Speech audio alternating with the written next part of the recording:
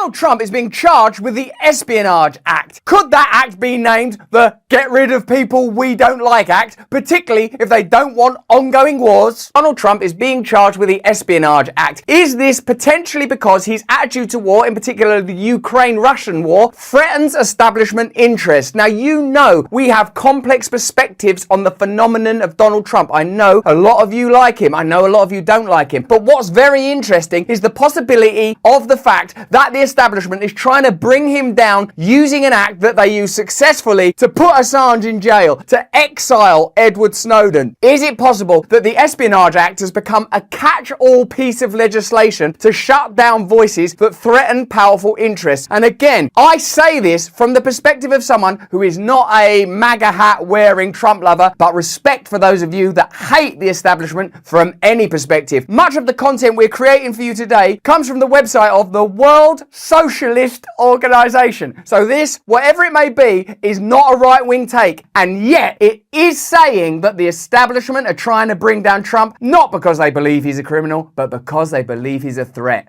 Good evening. Once again, I'm Stephanie Ruhle. This was a day unlike any other in American history. Donald Trump, a former commander-in-chief, appeared in a court as a defendant in a case brought by the government he once ran. You can see that the mainstream media have almost been briefed to say this is a historic event. This is unprecedented. They are amplifying the significance of these events. When we, the CIA, wanted to circulate disinformation on a particular issue. Now we know that the vaccines work well enough that the virus stops with every vaccinated person. We would pick out a journalist. I would go do the briefing and hope that he would put the information in print. A vaccinated person gets exposed to the virus. The virus does not infect them. The virus cannot then use that person to go anywhere else. It cannot use a vaccinated person as a host to go get more people. What was your percentage of success? We were pretty successful. I'm not arguing that they are not significant, but if you compare them to the evident war crimes, alleged war crimes of George Bush, the improprieties of Bill Clinton, the handling of the financial crisis by Barack Obama, I would say that this is a comparable event. So let's look at this in a little more detail. Is the Espionage Act being used to bring Trump down the same way it was Assange and Snowden, or is there a genuine concern that Trump was a threat to national security? Let me know in the comments in the chat. Is this a witch hunt, or is this a legitimate judicial inquiry? Inside the courtroom, Mr. Trump sitting with arms tightly crossed for much of the hearing that lasted less than an hour. What's that supposed to mean? What's that additional detail? His arms are crossed. His arms are tightly crossed. Maybe because he's got some secret documents under there. Inside, Trump was arraigned on 37 felony counts, 31 of them in violation of the Espionage Act. Now, how is the espionage frequently used, and why is it deployed? Is it in order to pursue justice, or is it in order to shut down dissent? On Tuesday, for the first time in US history, a former president was arraigned in court for violating federal criminal law. The decision to indict Donald Trump reflects profound divisions within the ruling class and accelerates a crisis that will rattle the foundations of the American political establishment in the coming weeks and months. The indictment centers on Trump's retention of state secrets relating to US imperialism's plans for war. Many of you, when sticking up for Donald Trump, often cite the fact that he was a rare example of a president that didn't go to war. Now, I think some drone strikes continued and stuff like that, but at least he didn't start any new wars. So, this is an interesting take, that the establishment, in its imperialist aims, requires ongoing war. That's a difficult thing to contradict. It appears that companies like Lockheed Martin, sponsors of gay pride, bizarrely, and Raytheon and Northrop Grumman have incredible power, and as part of a corporate body that is the true governing power of the United States of America, let me know in the comments, are able to impose their aims and desires on the governing administration. So you have to decide, as a viewer, as an American, as a citizen of the world, what do you think motivates the establishment? A requirement for justice? A longing for righteousness? Or do you think, having observed society for a while now, that dominion and profit appear to be the main motivators when it comes to the actions of the power powerful? Let me know in the chat. Among the documents that the indictment states Trump kept after leaving office are those detailing the nuclear capabilities of the US and its enemies, as well as attack plans against various countries and contingencies for war. The state guards such documents as top secret because the population cannot be allowed to know about them. Another significant and important question. Here are two questions that you could ask yourself. Like, imagine this. All right, Trump's a criminal, lock him up. What about war criminal presidents in history? And what about the category of top secret information? Are you confident that all of that top secret information is to your benefit and to your advantage? Or do you think that maybe some of it, if you knew it, would prevent you cooperating with the ruling class? Let me know in the chat. To safeguard its secret war plans, the Biden administration's indictment relies for statutory authority almost entirely on the Espionage Act of 1917. For over a century, the Espionage Act has served as the sharpest legal implement in the toolshed of state reaction, used for the purpose of suppressing opposition to imperialist war. So check out that bit of analysis. Think about Edward Snowden's current position. Think about Julian Assange's current position. They were both threatened with prosecution under the Espionage Act. Based on just those couple of tidbits, does it seem that the Espionage Act's function is judicial, or do you think it's punitive? The Espionage Act, which was based explicitly on the Alien and Sedition Act of 1798, arose in the bloody adolescence of American imperialism when it confronted the outbreak of the First World War and the Russian Revolution. Washington followed these developments with the most intense concern and attention and enacted the Espionage Act to protect the state from the threat of revolution and to eliminate obstacles to waging imperialist war. Since becoming law, the Espionage Act has served as the statutory foundation for the massive national security apparatus that both parties have constructed over the last century. In his book Secrecy, former Senator Daniel Patrick Moynihan wrote that with the passage of the Act, the modern age began. So this is a significant tool in the establishment of imperialist power. It was always designed to ensure that the objectives of the powerful could be met without objection or opposition. He continued, 3 new institutions had entered American life: conspiracy, loyalty, secrecy. Think about how those words resonate in this day and age. How often people are censored and smeared on the basis of conspiracy. Think about how fealty, loyalty to the cause is cited. Think how we're supposed to accept certain ideological constructs that may not be beneficial to us and also might be a matter of personal choice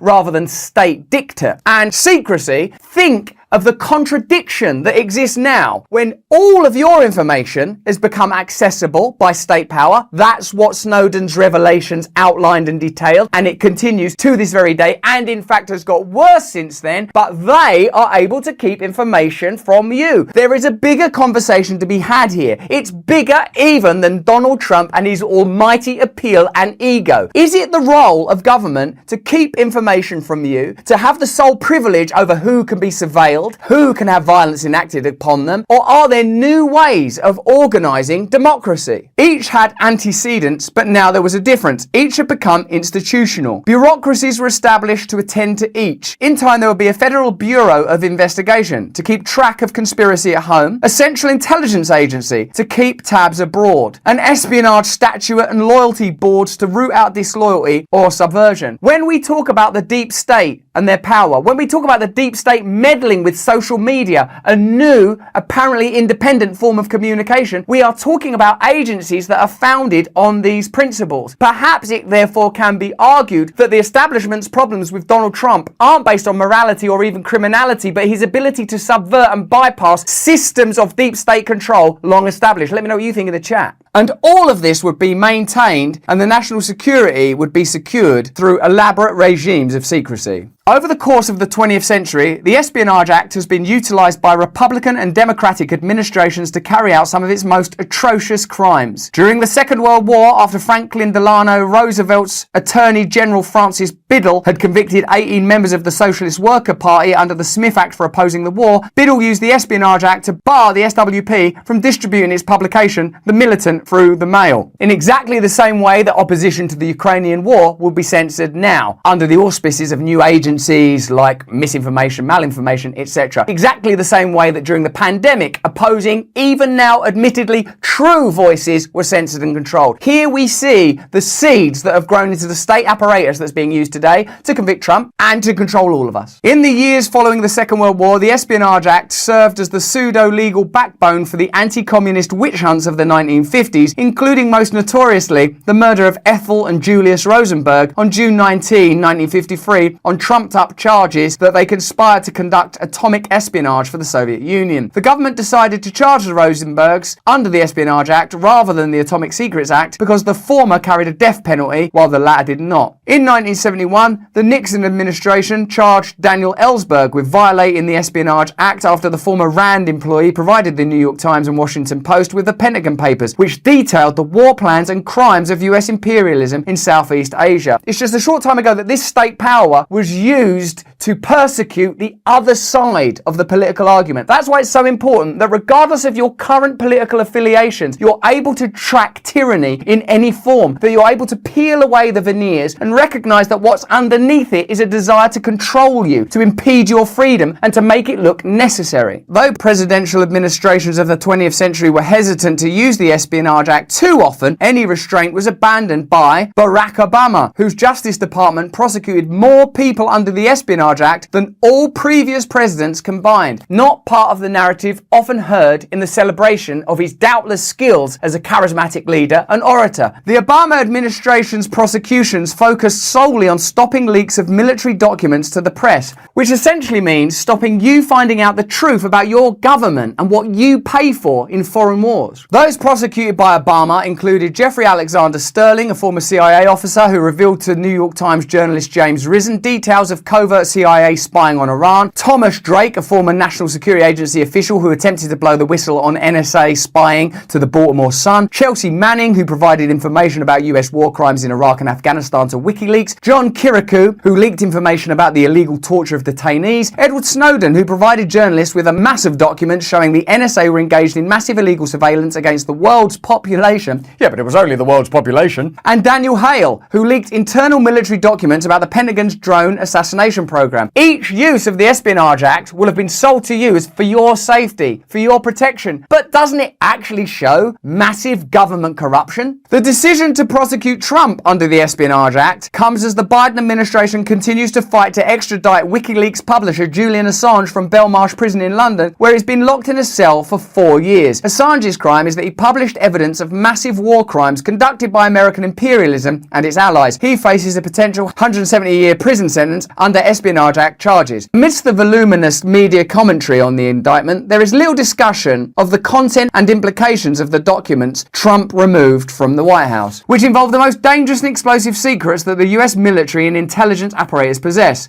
Yeah, I'd like to know actually what's in these documents that's so worrying, and is it as bad as former war crimes? Is it as bad as state imperialism? Is it as bad as the fact that democracy at this point in history is just a performance? The documents involve the permanent and ongoing conspiracy of American imperialism against the population of the entire world. Oh, that's an interesting story. Maybe that's a bit more important than whether or not Donald Trump folds his arms tightly or loosely. Trump is no victim of the state. He is the former commander-in-chief of the US military. But the prosecution of Donald Trump under the Espionage Act can produce no progressive outcome. This is precisely why the Democratic Party has selected the Espionage Act as its legal vehicle for attempting to remove Trump from the political arena. Even the World Socialist Organization are willing to recognize that the function of this trial is to remove Trump from the political arena. And even if you hate Trump, wouldn't you prefer a political arena that didn't rely on these means? Wouldn't you prefer a political climate that wasn't reduced to just dismissing and smearing their opponents rather than improving their own game? They cannot improve their own game because they are owned by corporate interests. This effort is motivated in particular by Trump's stated positions on the US-NATO war against Russia over Ukraine. The Biden administration is absolutely committed to the war against Russia over Ukraine. The initiation of the Ukrainian counteroffensive last week is the precursor to a massive escalation of US-NATO involvement in the war. Well, that's good because this is something we'll be able to track, won't we? We'll be able to see if in the coming weeks there is an escalation. We'll be able to look, won't we, at Lockheed Martin and Raytheon's profits, and we'll be able to look to see which Pentagon officials formerly held posts at Raytheon or Lockheed Martin, like the current Minister of Defense. We'll be able to decide for ourselves if this analysis is true, won't we? A direct intervention involving NATO troops is coming and may not be far off. Under these conditions, the American ruling class, or at least significant sections of it, is not prepared to accept Trump as the leader of its foreign policy. Trump is the leading Republican candidate for president, and the prospect of his return to office is a very real and dangerous one. But the ruling class knows that the war which the US and NATO are escalating against Russia will unleash profound opposition, and they are preparing their mechanisms to suppress and illegalize anti-war sentiment and crush strikes that threaten production. The Espionage Act will no doubt be used for this purpose. So you can decide for yourself the veracity of this analysis from the World Socialist Organization, who I think are not right-wing. Have you noticed an increase in surveillance? Have you noticed an increase in censorship? Have you noticed an inability to oppose military action? Have you noticed an escalation in tensions between the